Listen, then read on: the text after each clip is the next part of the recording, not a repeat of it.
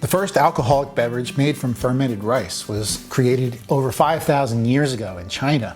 And at the time, they actually used to chew the rice up and spit it into a communal vat to start the fermentation process. Thankfully, this very rustic tradition found its way to the shores of Japan, where it was refined and perfected over the last 2.5 millennia. In its basic form, making sake is as simple as adding water to rice and letting yeast ferment the sugars to create an alcoholic beverage. But of course, nothing is ever that simple. Today, it's an artisanal craft, and sake is celebrated as the national drink of Japan.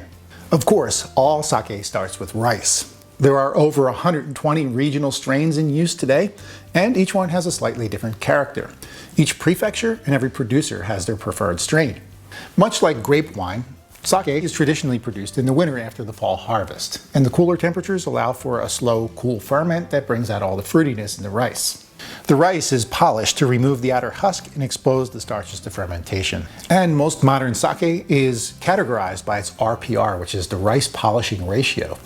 At this point, a magical ingredient is introduced to the process. Koji is a naturally occurring fungus that grows on damp rice. The rice is steamed, and the producers sprinkle the spores of koji on it. Over the course of 2 days, the koji will break down the starches in the rice and alter its flavor too. And koji is so fundamental to the sake production process in Japan that they actually refer to it as their national fungus. Fresh water is also key to sake production, and much like Scotch whiskey, the softer the better. In a 3-step fermentation process, rice, koji, and yeast are gradually mixed together until the fermentation is nice and steady. As the koji breaks the starches into sugar, the yeast simultaneously turns the sugars into alcohol. It's an organic and symbiotic process that takes about a month to complete. At the last stage of the fermentation, brewers can decide to add a small amount of neutral spirits, which brings out the flavor and the aromatics. Pure rice sake, which is known as junmai, skips the added alcohol. So that's the basic process, but of course there are many decision points along the way that'll affect the final outcome of what the sake style is. Some brewers will leave the rice lees in the bottle, creating a cloudy, milky sake known as nigori, like this one here.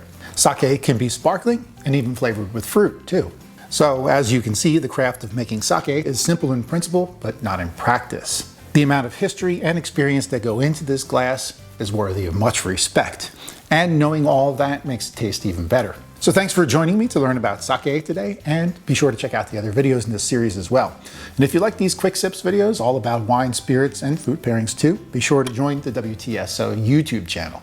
I'm Marc Supsic. Kanpai.